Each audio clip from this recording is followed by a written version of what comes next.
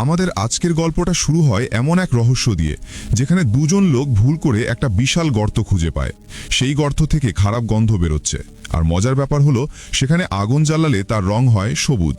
তাদের একজন লাঠি ফেলে গর্তের গভীরতা মাপতে চায়, কিন্তু এই কাজটা করতে গিয়ে তারা এমন এক পুরনো ঘুমিয়ে থাকা প্রাণীকে জাগিয়ে তোলে, যার কারণে পাশের গ্রামের মানুষের জীবন নষ্ট হয়ে যায়।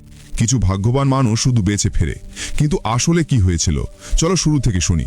আমাদের গল্পের নায়ক ববি, সে গাড়িতে করে দেশের সবচেয়ে নামকরা একটা বোর্ডিং স্কুলে পড়তে আসে। তার বাবা মা মনে করেন এটা নাকি অনেক বড় লোকের স্কুলে ঢোকার একটা রাস্তা। ববি নিজেও প্রথমে এটাই ভাবত, কিন্তু যখন তার নতুন রুমমেট উইলিয়ামের সাথে দেখা হয়, তখন উইলিয়াম তাকে জানায় যে এই স্কুলটা আসলে একটা নরকের মতো। ববি প্রথমে উইলিয়ামের কথা বুঝতে পারে না। সে অনেক আশা নিয়ে স্কুলের অনুষ্ঠানে যোগ দিতে যায়। সেখানে হঠাৎ করে তার এক সিনিয়র সোনালী চুলের আপুকে ভালো লেগে যায়। সে তার সাথে কথা বলতে চায়, কিন্তু তখনই একজন রূপালী চুলের সিনিয়র এসে তাকে সতর্ক করে দেয়, এই স্কুলে খুব কড়া নিয়ম আছে। জুনিয়ররা সিনিয়রদের সাথে কথা বলতে পারবে না, বা এমনকি তাকাতেও পারবে না। যখন সেই রূপালী চুলের সিনিয়র চলে যায়, তখন উইলিয়াম ফিসফিস করে ববিকে বোঝায় যে ওই লোকটার বংশের সবাই এই স্কুলের কর্মচারী ছিল, আর এখন তার কাজ হলো স্কুলের নিয়ম কানুন দেখা।